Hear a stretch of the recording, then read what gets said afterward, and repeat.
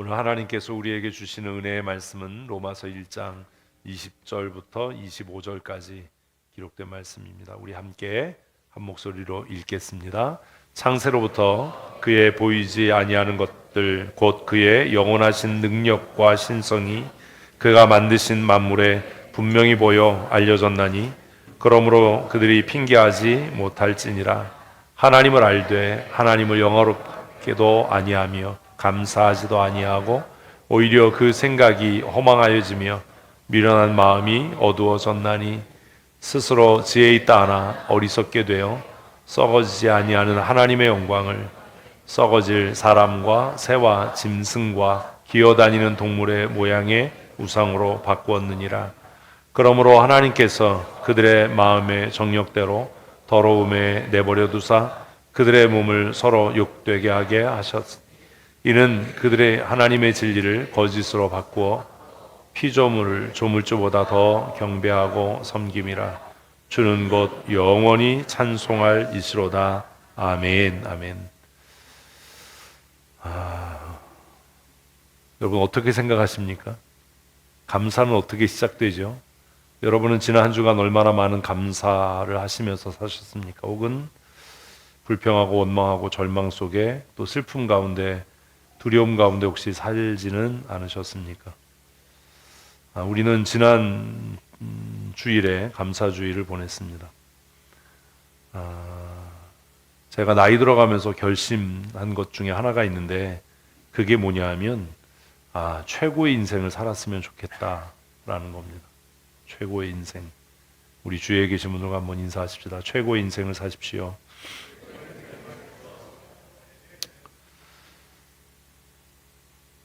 어떤 인생이 최고의 인생일까요?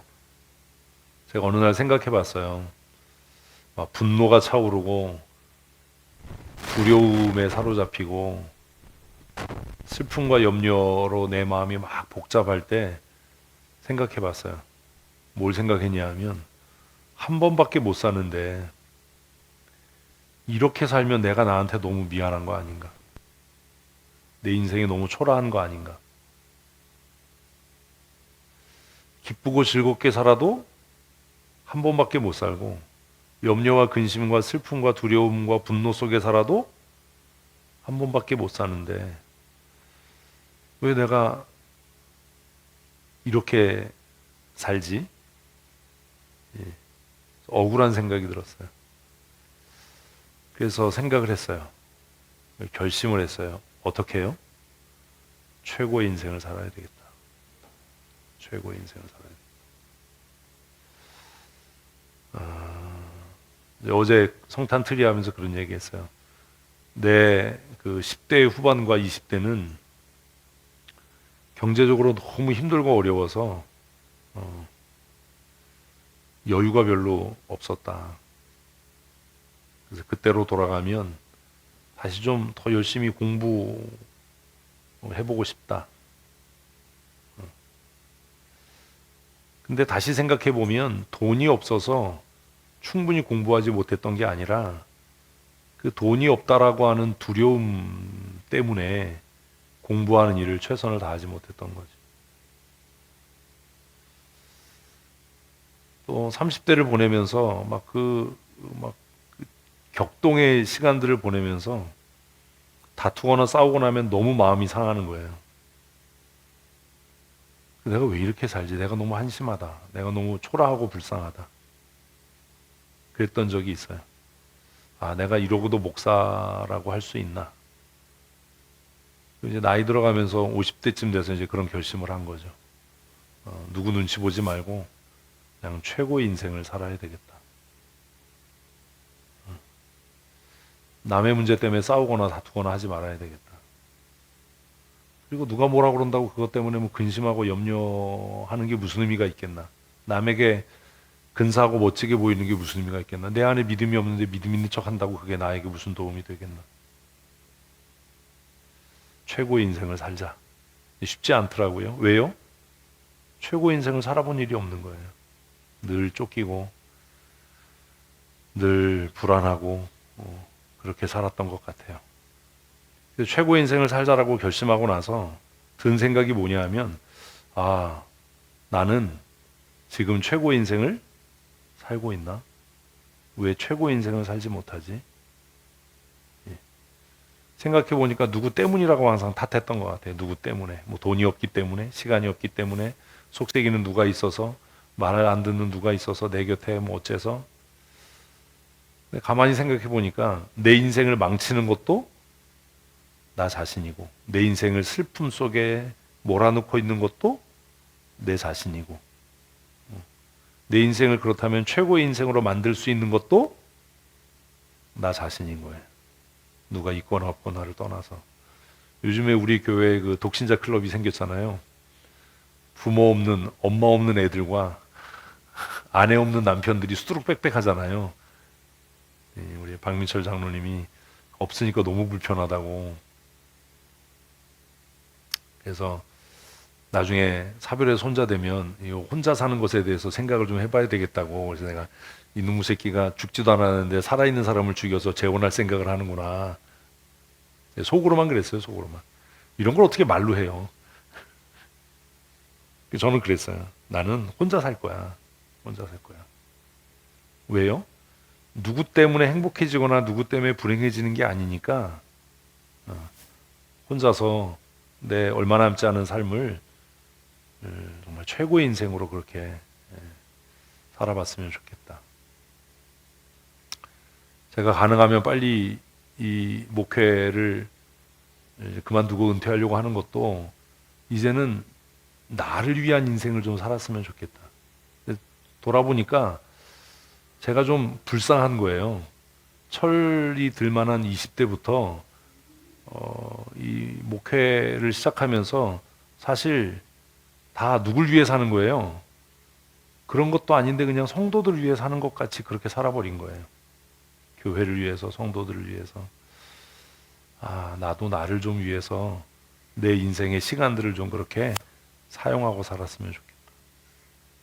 요즘에 이제 이런 생각을 많이 해요. 나는 지금 뭐 하고 있는가? 최고의 인생을 살고 있는가? 그래서 결심한 것 중에 하나가 1년에 한 번쯤은 이렇게 좀 여행을 하면서 살아야 되겠다. 그래서 1년에 한 번씩 바이크 투어를 하는 거예요. 올해도 전국을 한번 이렇게 돌았는데 부러움을 많이 받아요. 목사님들 이렇게 만나서 얘기하면 뭐 어떻게 그런 일을 하냐고. 뭘 어떻게 그런 일을 하면 되지. 하면 되지. 성도들이 뭐라고 안 그러냐고. 어떤 목사님이 저한테 물어봤어요. 바이크가 몇 개냐. 그래서 한 두세 개 돼요. 뭐 이렇게 그러냐고. 그래서 아니 배기량이 작은 거는 좀 이렇게 시내에서 타고 배기량 큰 건 여행 갈 때 타고 그런다고. 그랬더니 그분이 생각하기를 배기량 작은 거는 성도들이 볼 때 타고 배기량 큰 거는 혼자 있을 때 타냐.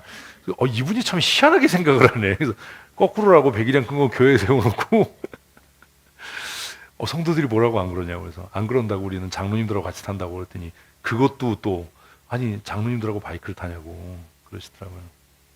난 누구 눈치 안 보고 산다고. 왜요? 20대부터 그렇게 살다 보니까 이제는 이게 너무 피곤한 거예요. 그리고 야, 이게 내 인생이 이게 뭐냐. 그래서 이제 50대쯤에 제가 바이크를 타기 시작했잖아요. 결심을 해서 이제 나는 어떤 인생을 산다? 최고 인생을 살 거다. 내가 살아봐야 뭐 얼마나 살겠냐. 응? 살아봐야 얼마나 살겠냐.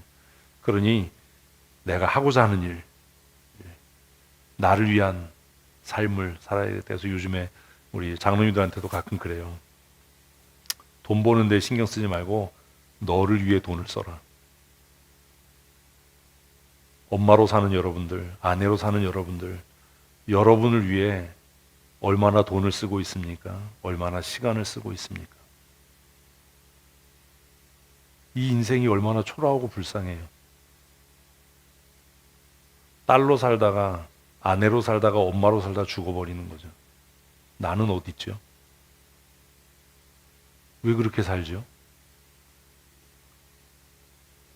누구의 아들로, 누구의 남편으로, 누구의 아버지로 사는 것도 우리가 마땅히 감당해야 할 일이지만, 정말 우리의 인생이 최고의 인생이 되려면 어떻게 해요? 나로 살아야 되는 것 아닙니까? 단 누구 앞에서요? 하나님 앞에서요. 하나님 앞에서. 누구의 엄마로, 누구의 아내로 사는 것도 중요한 일이지만 이제는 여러분 자신으로 한번 여러분의 삶을 살아보십시오. 나를 위해 시간을 쓰고, 나를 위해 돈을 쓰고, 나를 위해서 살아가는, 설교하기 위해서 공부하는 게 아니라 내 자신을 위해서 공부하는. 제 20대와 30대는 누구에게 가르치기 위해서 공부했어요. 내가 무식한 게 탄로 나면 안 되니까, 내가 이렇게 무능하면 안 되니까. 요즘에는 새로운 계획을 세워요. 될 수 있으면 은퇴하고, 빨리 은퇴하고 멋진 서재를 만들어서 그냥 아침에 밥 먹고 서재 들어가면 저녁에 해질 무렵에나 서재에서 나오는 나를 위해 공부하는 그런 인생을 좀 살아봤으면 좋겠다. 여러분은 지금 최고의 인생을 살고 계십니까? 최고의 인생을 살아가십시오. 그리 길지 않습니다. 제가 생각해 보거든요. 제가 이제 61살 한 달 됐잖아요. 한 달 조금 넘었네. 61살 한 달. 제가 이번에 전국 투어 하면서 야, 내가 몇 살까지 바이크를 탈 수 있을까? 몇 살까지 이렇게 전국을 라이딩을 하면서 맛있는 음식, 그 지역의 아름다운 풍경을 보고 이렇게 누리면서 살 수 있을까? 그러니 얼마 남지 않은 시간 동안이라도 하나님이 주신 이 은혜를 누굴 위해서? 나를 위해서 사용하고 그 기쁨과 은혜를 누리며 살아야지. 그래서 이제 내년 투어 계획을 해요. 내년에는 올해는 배표를 못 구해서 못 갔는데 내년에는 반드시 내가 그 시모노 새끼인지 그노모 새끼인지를 내가 꼭 간다. 최고의 인생을 살기 위해서. 그래서 하나님이 부르실 때쯤 되면 하나님 너무 감사합니다. 왜요? 최고의 인생을 살았습니다. 정말 기쁨이 넘치는 삶을, 감사가 넘치는 삶을 살았습니다. 이러고 땅속에 묻혀야 되지 않을까.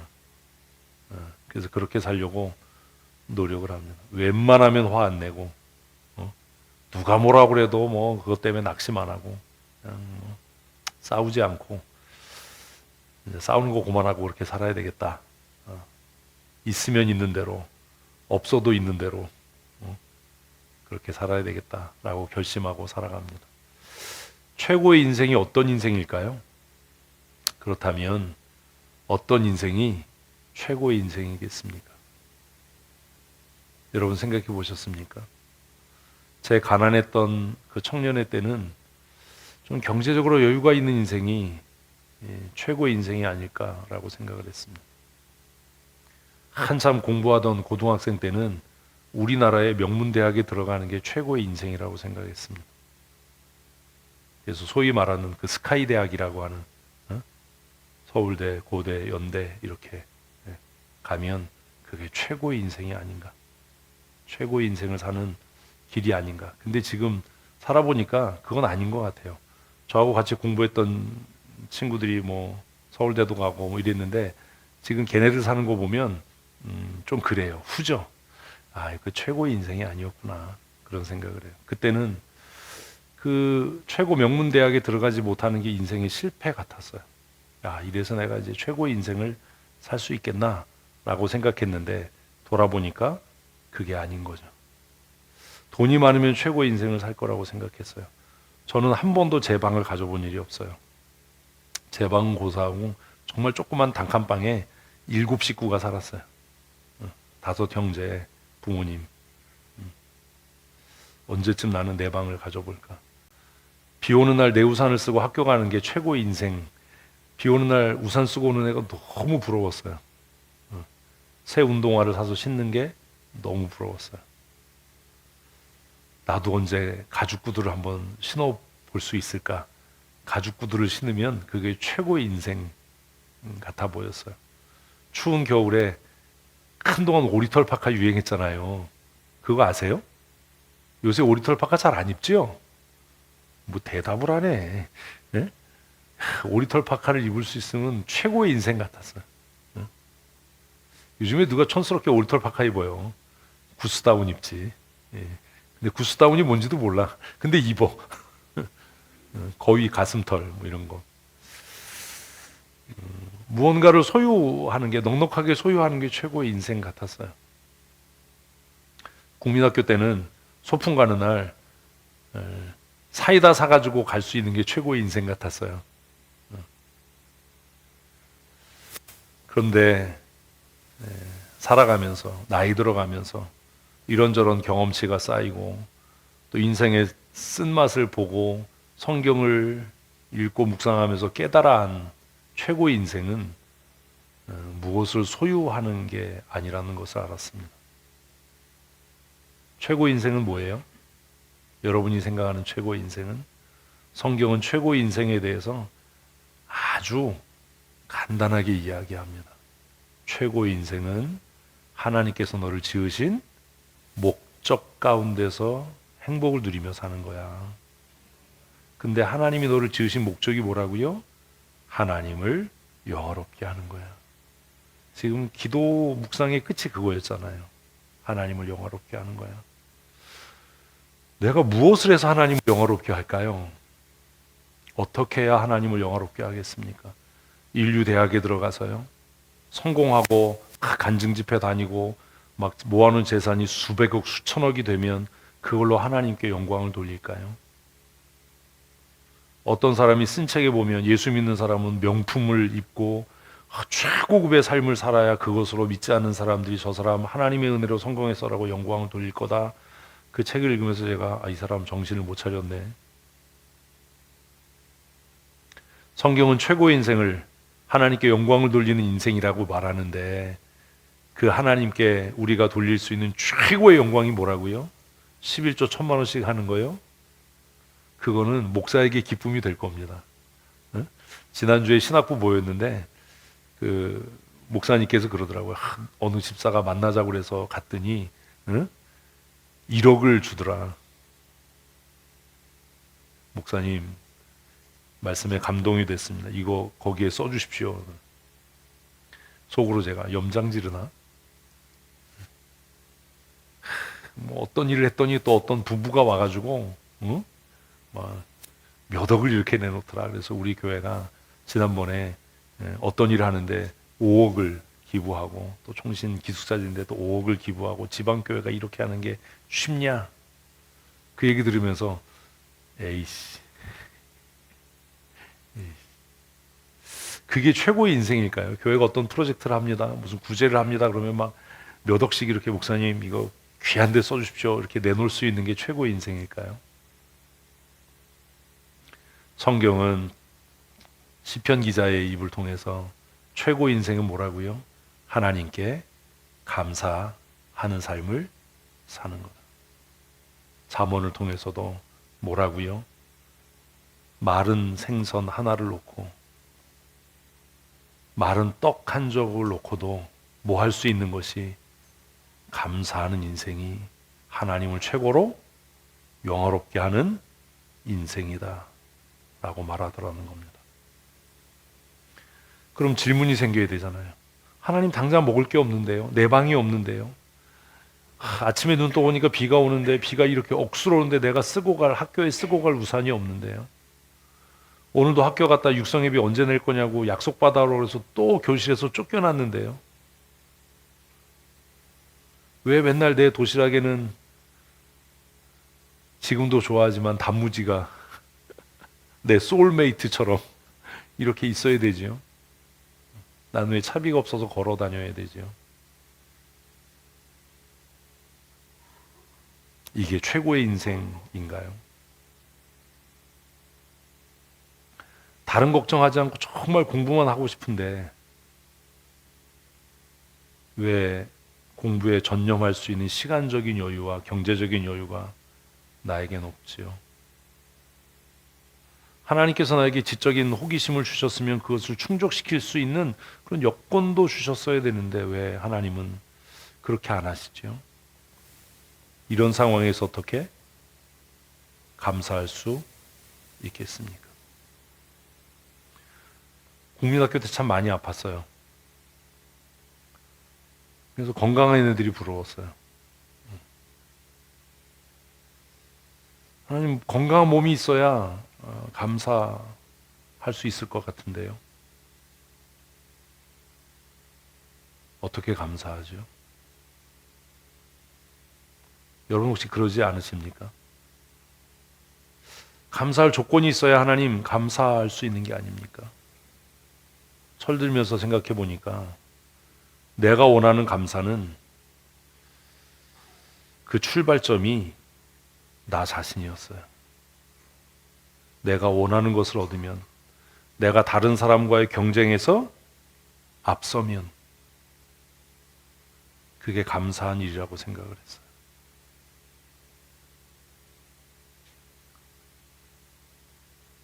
근데 인생을 살아보니까 너무 이것도 억울한 것 중에 하나인데 50이 넘고 60이 되고 이제 죽을 날이 가까워졌구나 이런 생각을 하니까 어르신들 죄송합니다.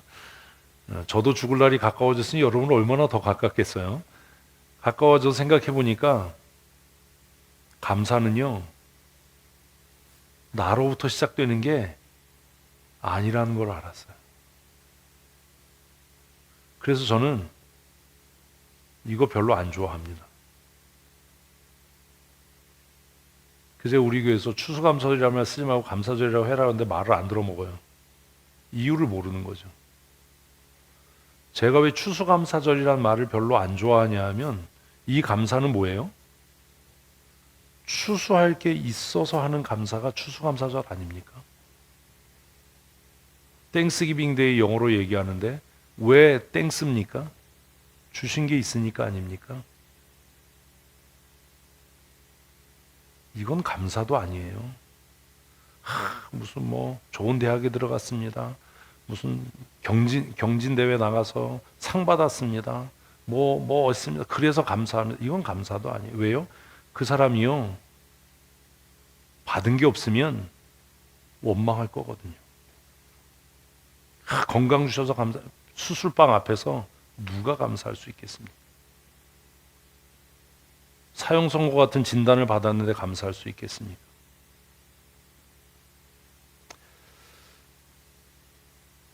주신 게 있고 받은 게 있어서 감사하고 남들과의 경쟁에서 이겨서 감사하고 남들보다 앞서서 감사하다면 결국 그 감사는 출발이 누구예요? 내 욕망이에요.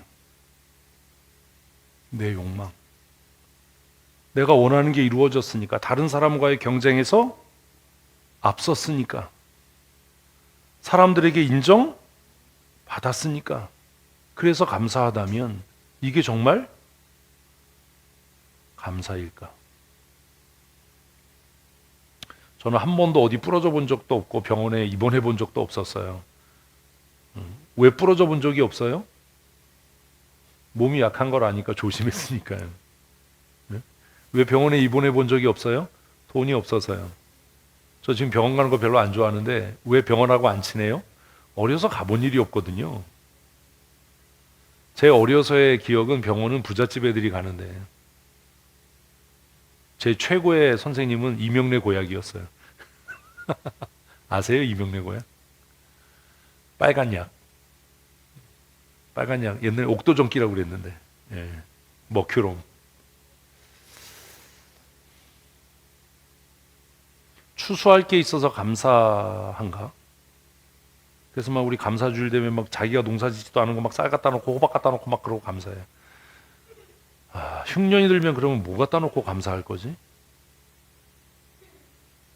얻은 게 없으면 그걸 원망할 건가? 불치병입니다. 얼마 남지 않았습니다. 그러면 원망할 건가? 하나님 왜 나한테 이러세요? 그래야 되는가? 제가 아버지 돌아가실 때 그랬거든요. 하나님 나 이제 고3 올라가는데 뭐 하자는 겁니까 지금? 뭐 대학을 가라는 겁니까 말라는 공부를 하라는 겁니까 때려치라는 겁니까? 하나님 왜 이러십니까? 그래서 추수감사절이라는 말을 저는 별로 안 좋아합니다. 그래서 제가 우리 교회에서 그랬어요. 그냥 우리는 상반기를 돌아보며 감사하고 또 1년을 정리하며 그냥 감사하자. 무엇으로 인해서?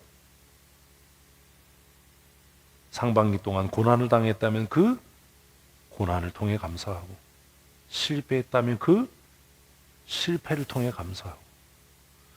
난 영일이가 시험 떨어져서 감사한금 할 줄 알았어요. 제가 그 얘기 여러 번 했잖아요. 뭐 대학 붙어서 감사하는 놈은 있는데 대학 떨어져서 감사하는 놈은 없더라. 뭐 어디 대회 나가서 상 받으면 참 감사한 일이다라고 얘기하는데, 어디 대회 나가서 그냥 꼴찌를 해가지고 자존심이 꺾이고 하나님을 더 의지하게 돼서 감사합니다, 난 이런 사람 못 봤다. 근데 진짜 감사는 그거 아니겠냐?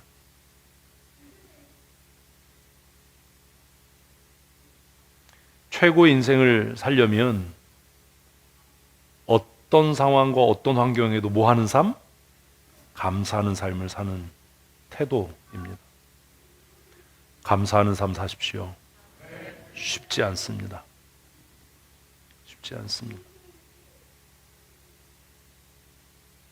낙심하고 절망할 때, 배신당할 때, 모든 걸 다 잃어버렸을 때, 홀로 남겨졌을 때, 정말 무시당했을 때, 여러분 감사할 수 있습니까? 감사하십시다.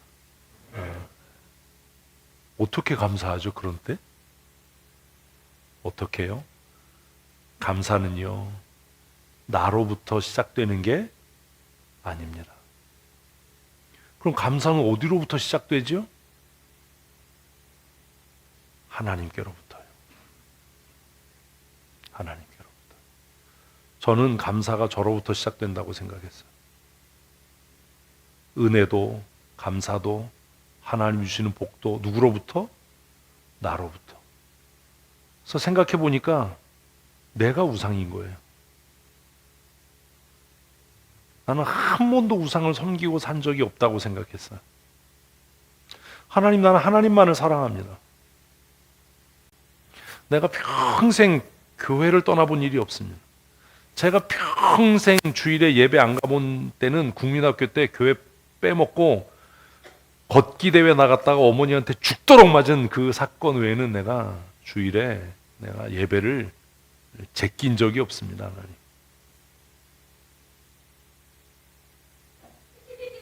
근데 늦지막히 인생에 해가 뉘엿뉘엿 져가는 그 나이쯤 돼서 깨달은 게 뭐냐 하면 내 우상은 나 자신이었다는 겁니다. 내 자신이 우상이었던 거예요. 내가 기쁘면 뭐하고? 감사하고. 내가 어려워지면 하나님 어떻게 나한테 이럴 수 있습니까? 내가 얼마나 열심히 예배를 하고 내가 건강도 안 돌보고 하나님을 경외하고 하나님을 섬기고 그랬는데 어떻게 그럴 수 있습니까? 그 처음 금남교회 부임해서 가서 했던 기도가 그거예요. 하나님 나한테 어떻게 이러실 수 있어요? 우리 교회 전도사 하실 때는 하나님 목사 한 수 받기 전에 빨리 단독 목회해 주세요, 이런 기도, 이 교회 빨리 떠나게 해주세요, 이런 기도하다가 막상 부임해서 첫 주를 딱 보내고 나서 그 누런 그 누구도 안 갖다 깔 싸구려 장판 깔려 있고 의자도 없는 그 교회 가서 첫 주일 예배 끝나고 나서 제가 새벽에 했던 기도는 하나님 나한테 뭐 불만 있으십니까? 어떻게 나한테 이러실 수 있습니까? 내가 이 꼴을 보자고 내가 이런 교회에 와서 목회하려고 그렇게 대학원 다닐 때 목숨 걸고 공부를 했습니까? 7년 동안 내가 그렇게 죽을 힘을 다해서 공부를 했다고 생각하십니까? 내가 먹을 것 안 먹고 책 사서 보고 밤잠을 안 자고 책을 읽고 그게 이걸 위한 거였습니까? 하나님? 하나님 나한테 왜 이러십니까?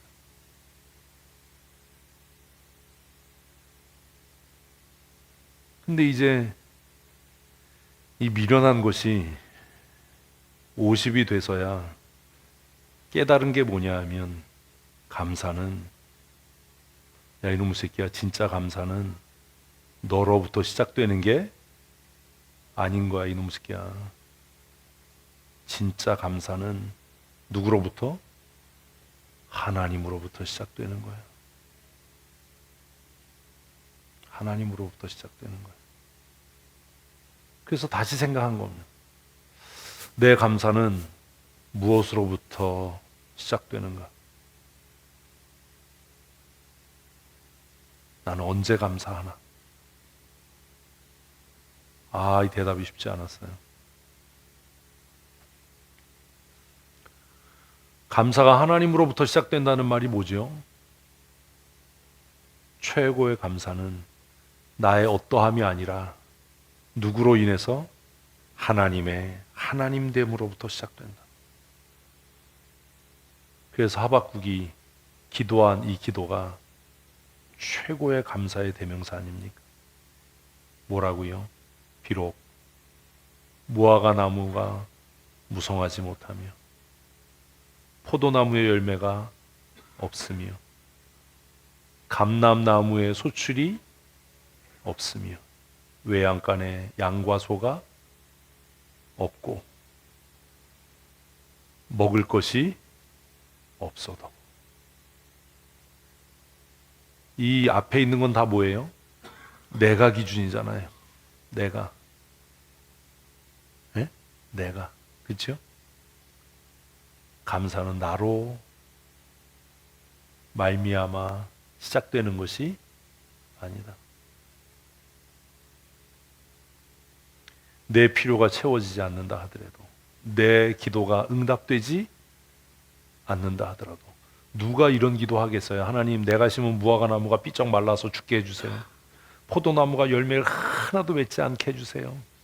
감람나무에서 내 상처를 치료할 기름을 얻을 수 없게 해주세요. 누가 그런 기도를 하겠어요? 내 외양간이 텅텅 비게 해주세요. 누가 이런 기도를 하겠냐고요. 그런데 내 소원이, 내가 원하는 바가 하나도 이루어지지 않는다 하더라도, 내 입장에서 감사할 건덕지가 하나도 없어 보이는 때라도 어떻게 해요? 나는 여호와로 말미암아 즐거워하며 나의 구원의 하나님으로 인하여 기뻐합니다. 이 성경을 수없이 읽고 노래를 하고 했는데, 인생이 저물어 갈 무렵에서야 감사는 나로부터 시작되는 게 아니라 누구로부터? 하나님으로부터 시작돼야 되는 거구나 라는 걸 정말 뼈저리게 느끼는 거예요. 그래서 제가 그런 얘기를 하는 거예요. 머리로 아는 거하고 가슴으로 아는 거는 전혀 다른 얘기다. 이 하박국의 말씀을 왜 몰랐겠어요? 고등학교 때부터 무화과 나무 잎이 마르고 얼마나 포도 열매가 없으며 감람나무 열매 그치고 논밭에 식물이 없어도 외양간에 송아지가 없고 난 여호와로, 이 노래를 수없이 했는데 그냥 그건 노래였던 겁니다. 그래서 깨달은 거예요. 내 인생의 감사가 왜 멈췄냐 하면 모든 기준이 누구였구나? 나였구나. 내가 칭찬받으면 감사하고, 누가 나 좀 많은 사람 앞에서 공개적으로 야단치며 열받고 기분 나쁘고 씁쓸해하고 어떻게 그럴 수 있냐, 내가 잘못했더라도 이렇게 지랄 발광하는 건 결국 무엇이? 내가 나의 우상이었기 때문이고.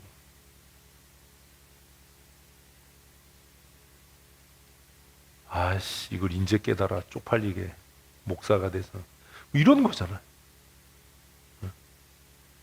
40이나 돼서야 이런 걸 깨달으니 뭐냐 인생이.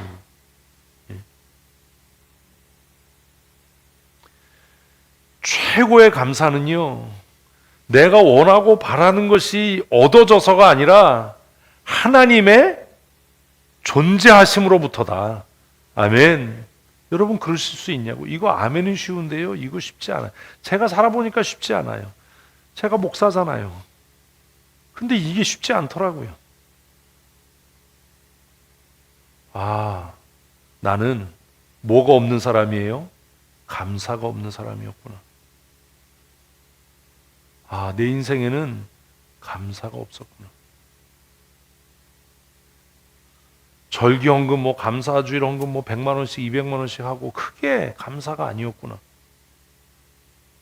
진짜 감사는 내가 감사주일에 하나님 앞에 드릴 헌금이 땡전 한 푼 없더라도 하나님은 내 인생에 그것을 어려서부터 가르치셨는데, 제가 얘기했잖아요. 저는 어느 날 정말 헌금할 게 없어서 주머니에 있는 차비를 마지막으로 헌금하고 걸어서 교회 집에 간 적이 있다. 그 마포대교를, 칼바람 부는 마포대교를 걸어서 건너서. 그래서 다시 깨달은 거예요. 이미 그때 하나님은 나에게 뭐 하셨는데, 가르치셨는데, 야, 감사는 말이야, 이렇게 칼바람 부는 마포대교를 걸어 건너도 내가 너와 함께 하기 때문이라는 것으로 감사할 수 있는 거야 라고 가르치셨는데도 왜 커가면서 무언가를 소유해야, 누구와의 경쟁에서 앞서고 승리해야 그걸 감사라고 나는 생각했을까? 최고의 감사는 나로부터 시작되는 게 아닙니다. 최고의 감사는 나와 관계없이 무엇으로부터? 하나님 되심으로부터 시작되어야 하는 겁니다. 여러분, 하나님이 변하셨나요? 하나님은 회전하는 그림자도 없으시다고 말씀하지 않습니까? 하나님은 어제나 오늘이나 영원토록 변함이 없으시다고 말씀하시지 않습니까? 그렇다면 나의 상황에 어떠함과 관계없이 나는 어떻게 살았어야 되는 거예요? 감사하며 살았어야 되는 거예요. 내가 만일 감사하며 그렇게 살았다면 나는 최고의 인생을 살았겠죠. 그래서 제가 저에게, 야, 이 바보야, 그걸 40이나 돼서야 50이나 돼서야 아니, 너의 미련함을 어떻게 하겠냐. 사랑하는 성도 여러분, 감사는 내가 원하는 것을 얻어서 내가 남들과의 경쟁에서 앞서고 남들과 다투고 싸워서 승리해서 하는 것이 아니라 누구로부터? 하나님께로부터 오는 것입니다. 하나님. 그러면 우리가 감사함으로 최고의 인생을 살려면 무엇이 필요합니까? 하나님을 아는 지혜가 필요한 겁니다. 최고의 감사가 누구로부터? 하나님께로부터 온다라는 것을 알면 누구를 알아야 된다고요? 하나님을 알아야 돼요. 그래서 제가 내 미련함을 탄식했던 게 그거예요. 우리 집 가훈이 뭔지 아세요? 잠언이에요. 여호와를 경외하는 것이 지식의 근본이다. 민영희 권사님이 써준 거 있는데 그거 어디 갔나 모르겠어. 상제 경외 지혜의 근본. 써달라고 그랬어요, 민영희 권사님한테. 예전에 정신 말짱하실 때. 여호와를 경외하는 것이 뭐다? 지혜의 근본. 최고의 감사는 하나님을 아는 지혜와 지식으로부터 오는 것입니다. 아멘이 그래요. 그래서 최고의 지혜, 최고의 인생을 어떻게 살아야 되느냐를 논하는 잠언은 어떻게 시작한다고요? 여호와를 경외하는 것이 지식의 근본인데 미련한 자는 지혜와 훈계를 멸시한다. 미련한 자는 여호와를 아는 그것을 무엇으로? 그냥 지식으로 알아서 자랑한다. 그래서 40이나 돼서야 이 말의 뜻도 모르고 살았네. 호세아가 우리가 여호와를 힘써 알아야 한다라고 말했던 것도 결국 최고의 인생을 살자라는 외침이었구나. 왜 하나님을 알아야 되냐? 왜요? 하나님을 알아야 뭐 할 수 있고 감사할 수 있고, 아우, 나보다 더 답답해. 어떤 상황에서든지 감사할 수 있는 인생이 무엇이니까? 최고의 인생이니까. 왜 감사가 안 되냐? 뭘 몰라서요? 하나님이 어떤 분인지 몰라서요. 조금만 좋은 일 생기면 감사해요. 병원을 갔는데 조금 호전됐어요. 아유, 하나님 감사해요. 다음 달에 병원에 갔더니 좀 나빠졌는데요. 하나님 나한테 어떻게 이럴 수 있어요? 지난달에 했던 거 취소 씨. 이런 거잖아요. 아이들이 취직 시험에 붙으면 하나님 감사해요. 감사한금 하는데 2차 시험에 떨어졌대요. 에이씨. 이러면 안 되는 거예요. 최 권사님이 그러더라고요. 영일이가 2차 시험에 떨어졌다고 해서 그 사랑의 밥상을 하려고 그랬대요. 하려고 그랬다는 건 뭐예요? 안 했다는 거지. 그래서 김장함 저한테 고백을 하시더라고요. 내가 신부도 아닌데 고해성사하는 사람이 많아요. 찾아와서. 우리는 고해성사를 노동하면서 해. 이상하지 그것도? 그래서 내가 목사님 사실은 영일이가 2차 시험 떨어져가지고 내가 사랑의 밥상을 하려고 그랬는데요. 이걸 하면요 영일이가 아들놈의 새끼가 오해할까봐 엄마는 아들이 시험 떨어진 게 뭐가 감사해서 사랑의 밥상 하냐 이렇게 생각할까봐 못했다. 그래서 제가 말은 안 했어요. 말은 안 하고 에휴 권사 믿음이 그거밖에 안 되니 아유 아들이 그러거나 말거나 그냥 하고 나서 아들이 엄마 어떻게 그럴 수 있어 그럼 싹야 그게 은혜야 이 새끼야 시험 떨어진 게 뭐 이게 권사 믿음이지. 다음 주에 하시겠죠 뭐. 아니 그게 진짜 믿음 아닌가요? 야 나는 네가 농사 시험에 떨어져서 너와 함께 수요 기도회 가고 금요일 가서 기도회 가서 기도하고 예배 함께 할 수 있다는 게 너무 감사. 그 얘기 하시더라고요. 그게 진짜 감사죠. 그래서 이 누님이 감사가 뭔지 좀 아시네. 근데 이미 70이 됐으니 슬프네. 인생 막 내릴 때쯤 안 거예요? 인생이 너무 슬프다, 씁쓸하다. 나도 인생 이제 노을이 이렇게 져갈 쯤에 이걸 알았으니 참 이걸 좀 20대나 30대 알았으면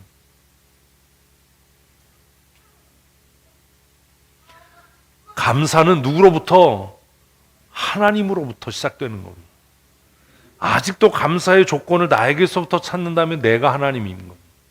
제가 그렇게 살았습니다. 내가 우상인 거예요. 내 마음에 들면 좋은 거, 내 마음에 안 들면 나쁜 거.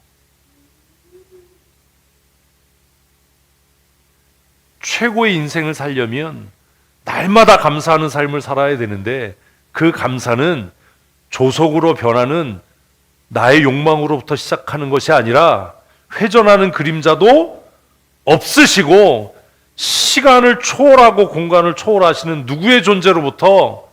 하나님의 존재로부터 시작되는 것이다. 그러니 우리가 누구를 알 때, 하나님을 알 때 최고의 인생을 살게 되는 것인 줄로 믿습니다. 최고의 인생을 사십시다. 너무 억울하잖아요. 왜요? 한 번밖에 못 사는데요. 다음이 없는데요. 네? 한 번밖에 못 살잖아요. 그래서 난 죽어도 장사는 안 한다. 왜? 내 인생을 그 좁아 빠진 주방에서 망칠 수는 없다.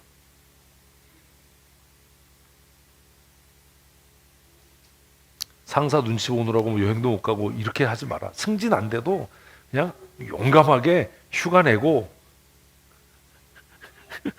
놀러 가야 된다.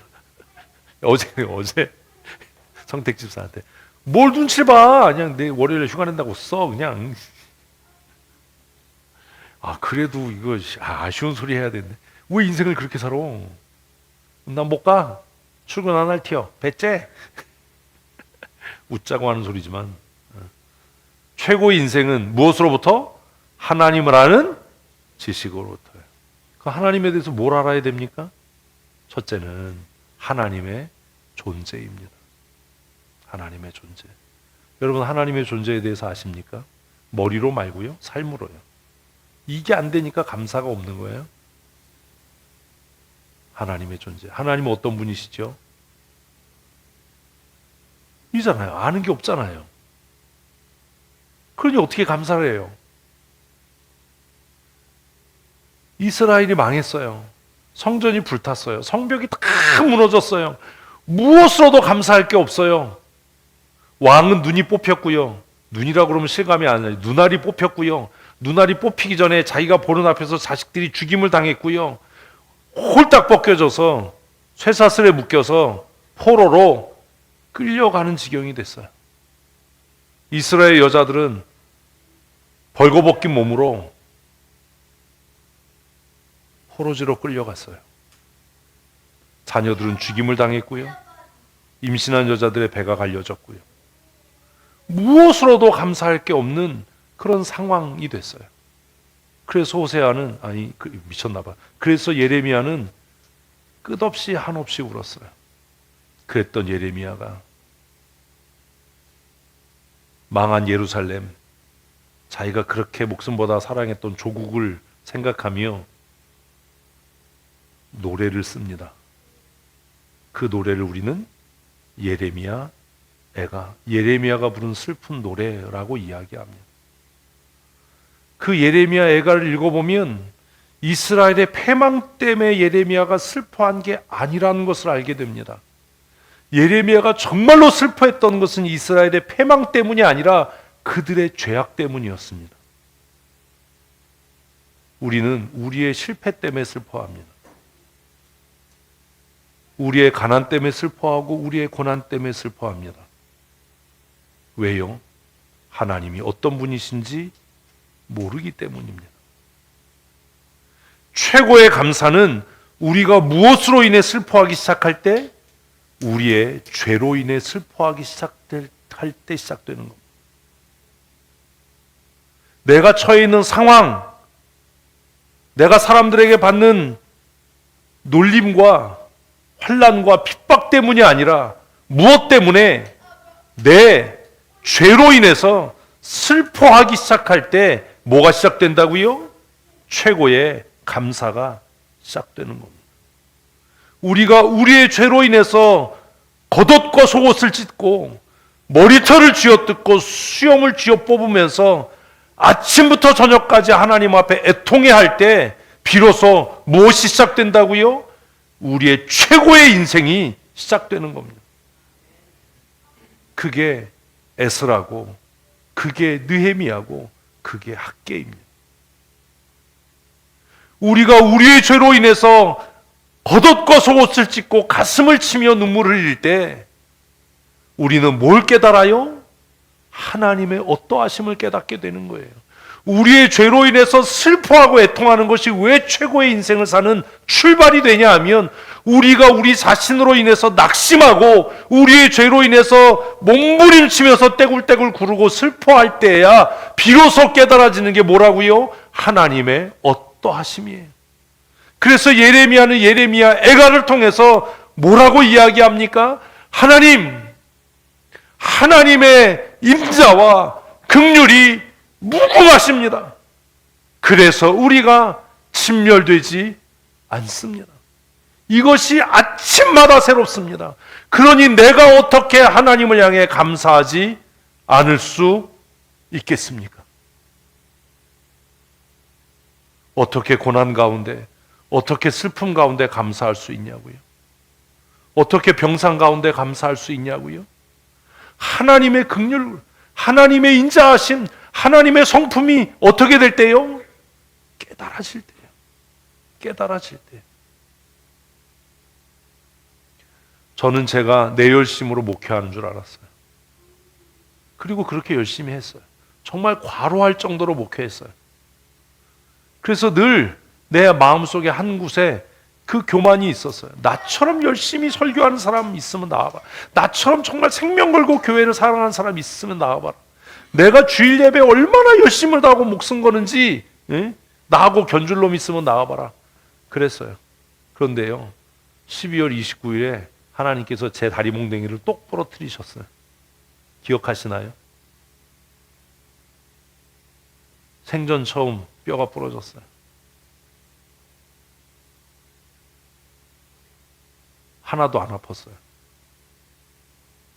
그냥 제 머릿속에는 뼈가 부러져서 아프다, 너무 고통스럽다, 이게 아니라 무슨 생각이 들었는지 아세요? 송구영신 예배 어떡하지? 넘어진 바이크에 올라 앉아서 119 빨리 불러라. 안 믿는 거예요. 왜요? 아파하지도 않고 괴로워하지도 않고 그냥 바이크에 태연하게 앉아서 119 빨리 불러라. 다리 부러진 것 같으니까 119가 왔어요. 앰뷸런스에 처음 타봤어요. 그리고 알았어요. 앰뷸런스가 그지 같다는 걸. 와, 그 차가 병원까지 가는데 얼마나 흔들리든지. 누워있으면서 아프다 힘들다가 아니라 그냥 교회 걱정만 들었어요. 야, 송구영신 예배 어떡하지? 눈물이 났어요. 아파서가 아니라.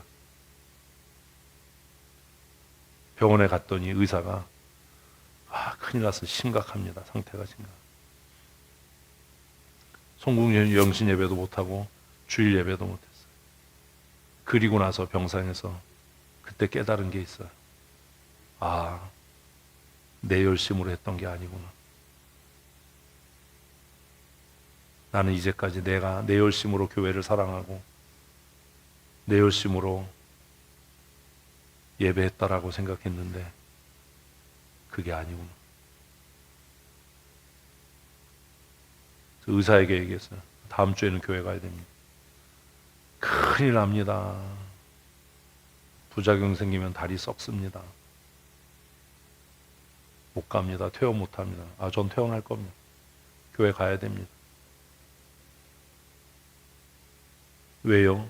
이제는 내 열심이 아니라 하나님 주신 은혜로 살아야 하니까. 다리 부러진 게 너무 감사한 거예요. 너무 아팠어요. 저녁에 소변이 마려워서 깼다가 화장실 갔다가 넘어졌어요. 와, 얼마나 아프든지요. 문턱에 주저앉아서 울었어요. 너무 아파서요. 그리고 그때 깨달은 거예요. 뭘요?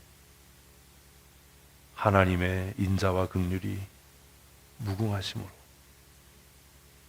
나를 살려두셨구나. 이제까지 목회하게 하신 거구나. 이것이 정말 아침마다 새로워야 하는데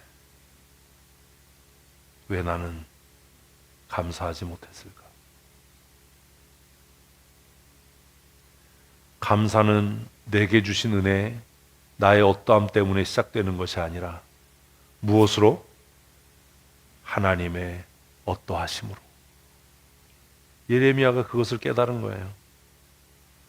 하나님, 이 나라가 어떻게 망할 수 있지요? 성전이 어떻게 불탈 수 있지요? 하나님 어떻게 그럴 수 있지요? 내가 하나님의 말씀을 전하는데 왜 박해를 받고 핍박을 받아야 되지요? 그러다가 그가 이스라엘이 망하고 성전이 불타고 성벽이 무너지고 자기의 사랑하는 백성들이 줄줄이 끌려가는 그 광경을 보고 나서 그리고 나서 깨달은 게 뭐라고요? 우리의 죄에 비하면 우리가 당하는 고난은 아무것도 아니다.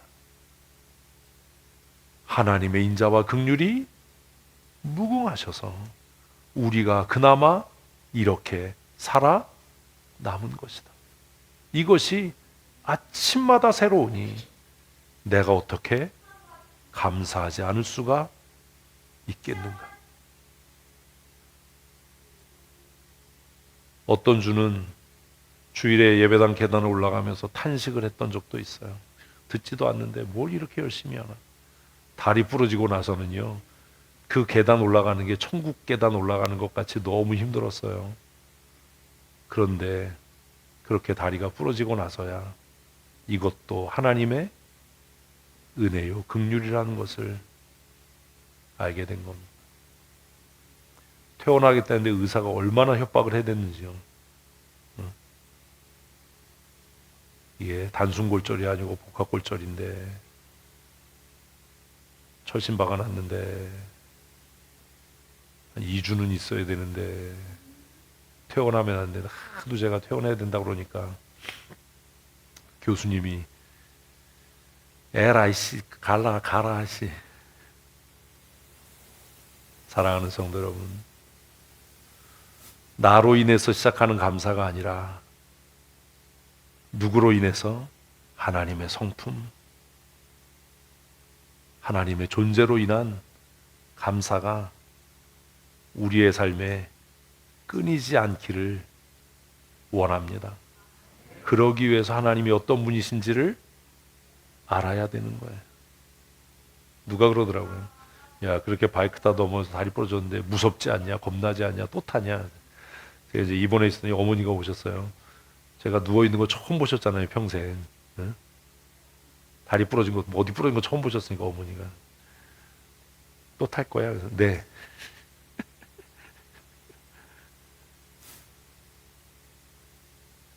그게 위험한 게 아니라 오히려 그 사고가 저에게는 하나님께서 무엇을 가르치시는, 나는 너의 이런 하나님이야 라는 것을 가르치시는 은혜였던 거지. 내가 매일 살아서 호흡하고 매주 강단에 오를 수 있는 것도 뭐라는 것을 내 열심이 아니라 하나님의 인자와 하나님의 긍휼이고 하나님의 성실이라는 것을 그제야 깨달은 겁니다. 아, 이게 하나님의 은혜이구나. 그러니 이 은혜를 내가 어떻게 감당하며 살아야 할까?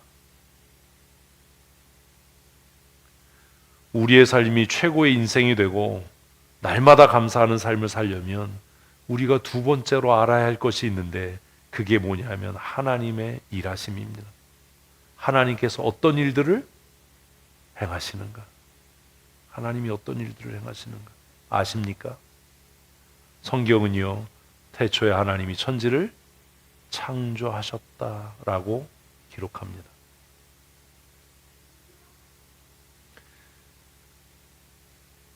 제가 요즘에 이제 힘쓰는 게 있습니다. 그 힘쓰는 것 중에 하나가 뭔지 아세요? 꽃 피면 꽃놀이 가는 겁니다.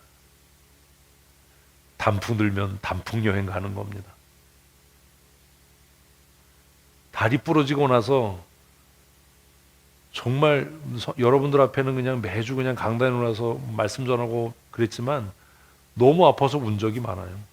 주일날 예배 끝나고 내려가면요, 다리가 퉁퉁 부어서요. 너무 아팠어요. 그 계단 올라가는 게 너무 힘들었어요. 내려오는 건 더 무서웠어요. 올라가는 거라도 올라가는데 목발 짚고 이게 다리 부러져가지고 철심 박았는데 내려오면 와, 이것이 뭐. 요즘에 제가 왜 봄 되면 혼자라도 벚꽃 피면 바이크 타고 꽃 보러 가고, 가을 되면 단풍 보러 가고, 제가 왜 안 하던 짓을 하는지 아십니까? 하나님께서 이 아름다운 자연을 만드신 이유를 제가 몸소 경험하고 하나님을 찬양하기 위해서요.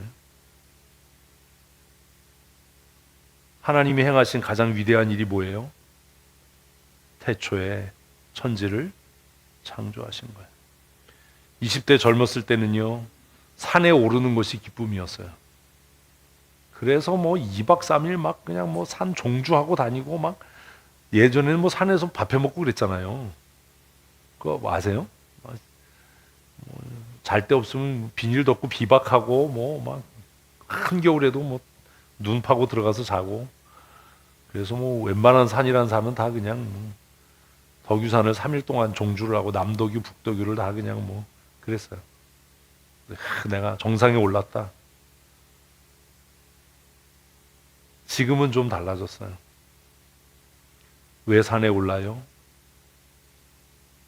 이 아름다운 자연을 창조하신 하나님의 지혜를 찬송하기 위해서요. 어떻게 이렇게 만드셨을까? 계절이 변하는 것을 이렇게 느끼면서 하나님의 지혜가 얼마나 무궁하신가.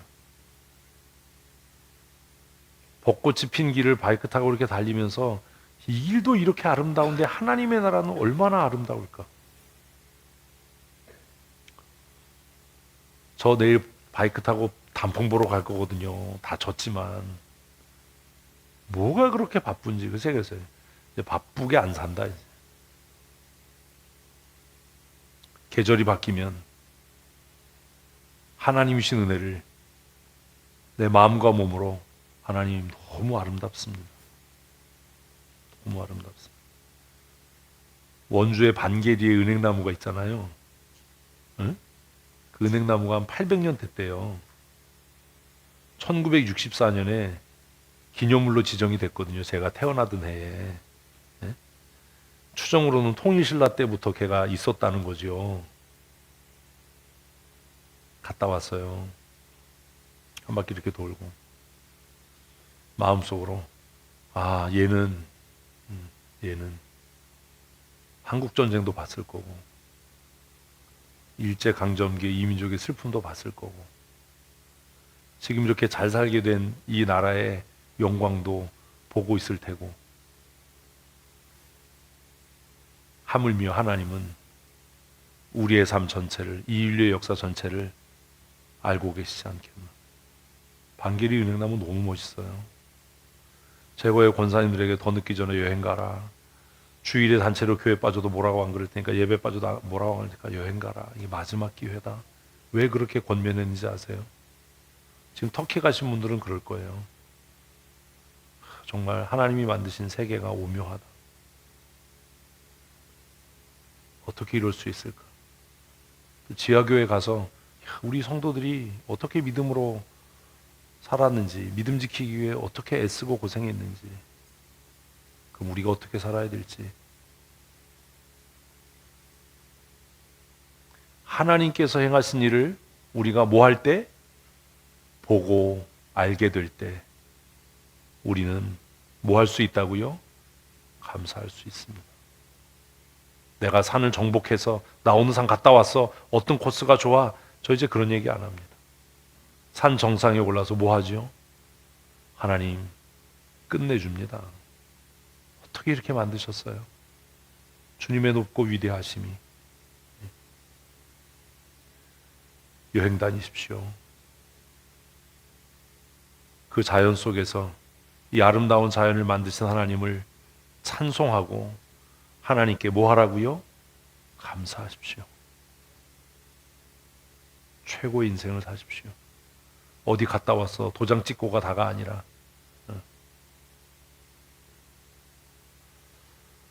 그래서 오늘 본문은 창세로부터 창조의 때부터 하나님의 보이지 아니하시는 그 영원한 신성과 지혜와 능력이 어디에? 그가 만드신 만물 속에 분명히 보여. 알 수 있지 않냐? 꽃잎 한 장을 봐도, 기어다니는 벌레 하나를 봐도 제가 제일 신기하고 재밌는 게 뭐냐 하면 다리 많은 애들이에요. 다리 많은 애들 모르세요? 진해, 그리마 뭐 이런 애들이요.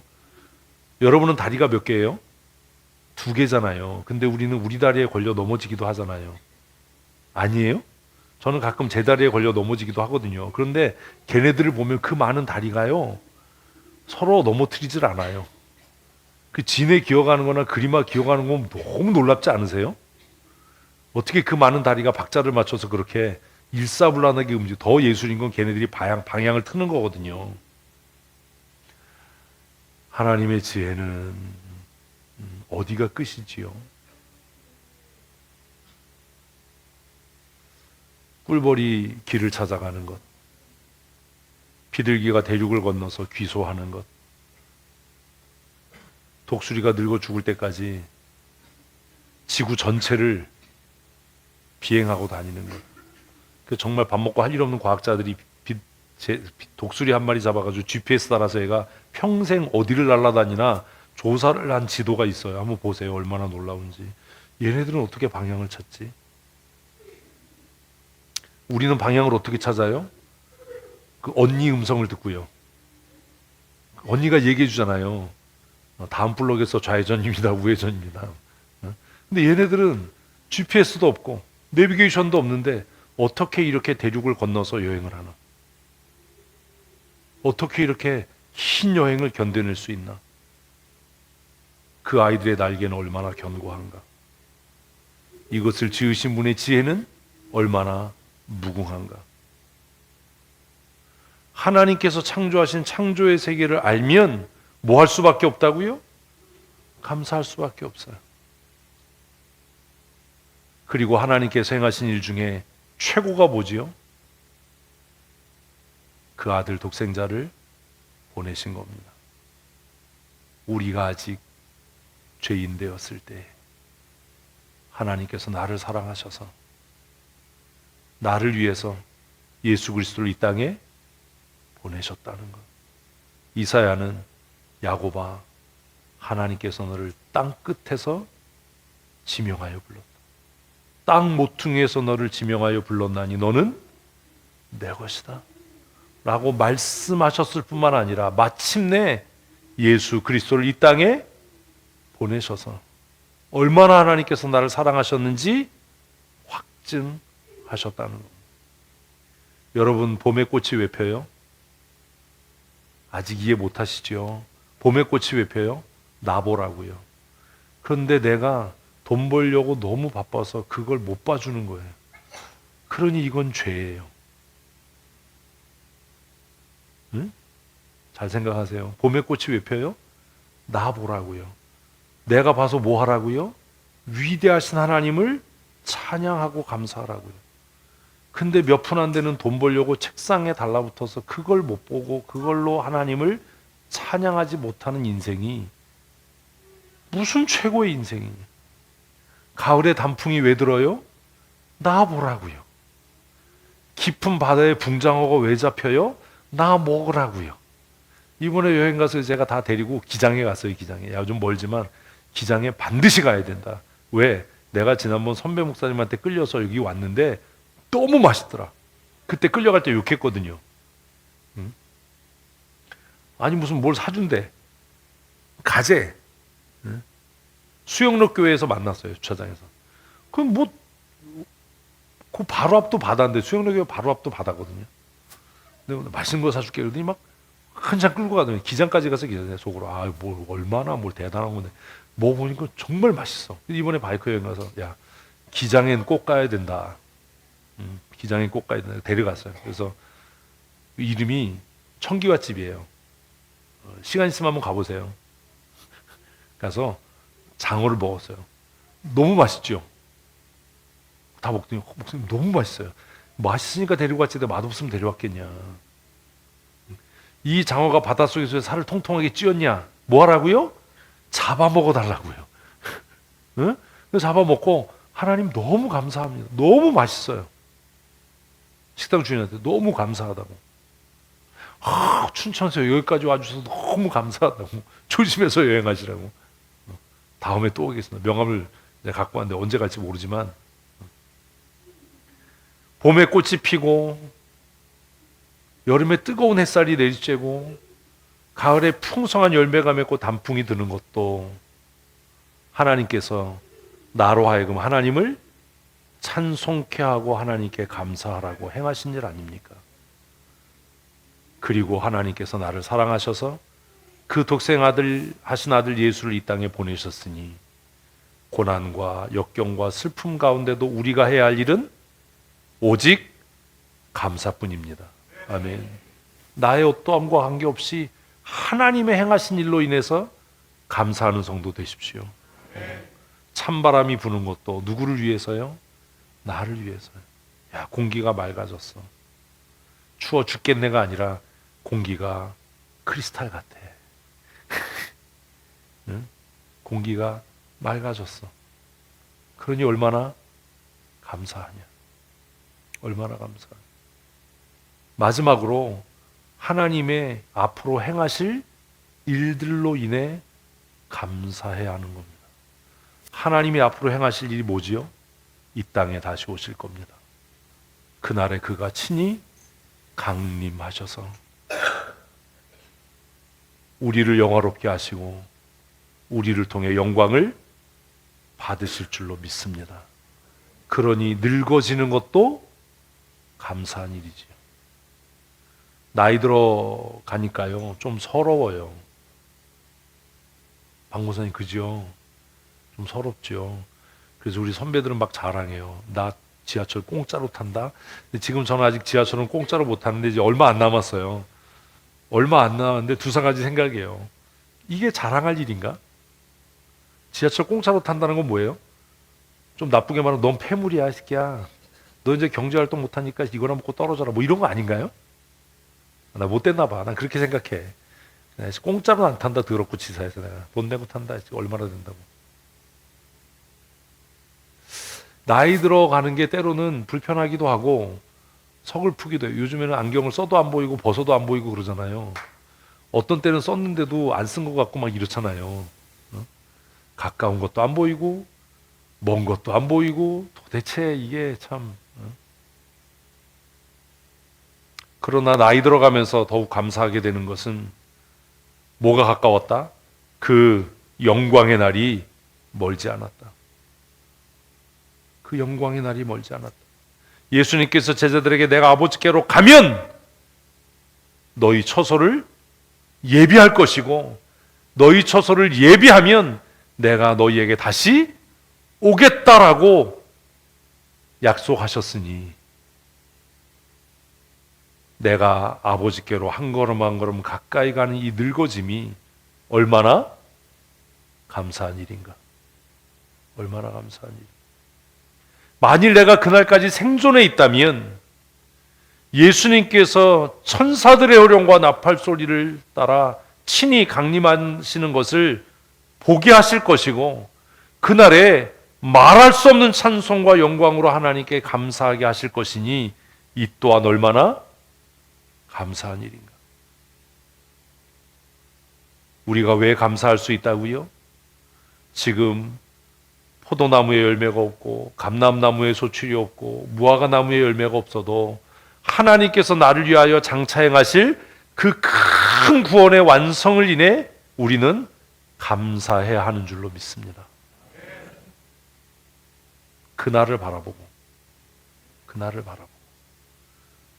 모든 성도들의 눈에서 눈물을 닦으시고 다시는 병드는 것이나 죽는 것이 없는 영원한 하나님 나라의 안식으로 우리를 부르실 그날을 바라보면서 감사하는 성도로 살아가십시다.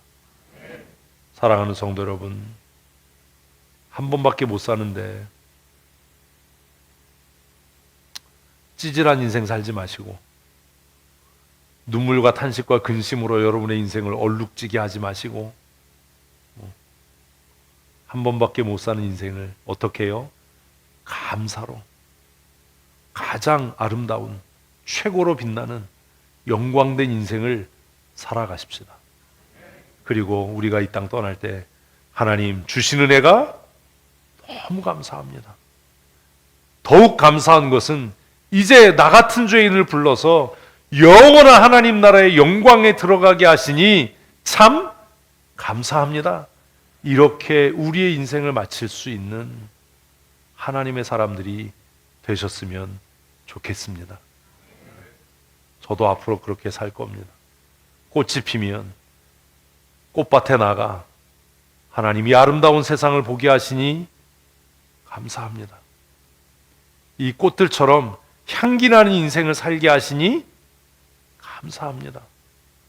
뜨거운 태양이 내리쬐는 여름이 되면 하나님 이렇게 뜨거운 가슴으로 하나님 나라를 소망하고 살게 하시니 감사합니다. 열매가 맺고 단풍이 드는 가을이 되면 하나님 이렇게 열매 맺는 인생을 살게 하시고 또 아름다운 인생의 황혼을 맞이하게 하시니 감사합니다. 눈이 펑펑 내리는 겨울이 되면 길 미끄러워 죽겠는데 제 길을 눈은 왜 내리고 하늘에서 쓰레기가 내리네 이러지 마시고 나의 진홍같이 붉은 죄를 이렇게 흰눈 같은 주의 보혈로 덮으시니 참 감사합니다. 고백할 수 있는 믿음의 삶을 사셔서 우리 가진 것 없고 배운 것 없고 능력 없지만 무엇으로? 감사함으로. 무엇으로? 감사함으로 어떤 인생을 사는 최고의 인생을 사는 하나님의 사람들 되십시다. 저도 그렇게 결심하고 살아가려고 노력하니까 우리 춘천 성도교회 성도 여러분, 우리 비록 가진 것 없고 비록 아는 것 없고 맨날 담임 목사에게 우동만 머릿속에 들고 다니냐 이런 말을 듣더라도 감사함으로 최고의 인생을 사는 하나님의 사람들 되시기를 축복합니다. 그 보배로운 피로 우리를 값주고 사셔서 최고의 인생을 살아가게 하시는 우리 구주 예수 그리스도의 크신 은혜와 독생하신 아들 예수 그리스도를 이 땅에 보내시고 아름다운 환경을 지으시고 풍성한 은혜를 날마다 우리의 삶에 더하셔서 우리로 하여금 하나님 아버지를 찬미하며 감사함으로 하나님을 영화롭게 하고 복된 인생을 살게 하시는 우리 아버지 하나님의 크고 놀라우신 사랑하심과 지금도 우리 안에 임재하셔서 내주하시며 교통하시고 충만케 하셔서 고난과 시험과 환난과 역경 가운데도 궁핍한 가운데도 불평치 아니하고 감사함으로 하나님께 영광을 돌리며 최고의 인생을 살아가게 하시는 성령 하나님의 강권적인 은혜와 충만케 하시는 역사하심이 오늘 기쁨으로 주 앞에 나와 예배하며 최고의 인생을 살아가기로, 감사로 하나님께 영광을 돌리는 인생을 살아가기로 굳게 마음에 결심하는 사랑하는 주의 권속들 머리머리 위에와 우리 춘천 성도교회 위에 영원토록 함께 있을지어다. 아멘.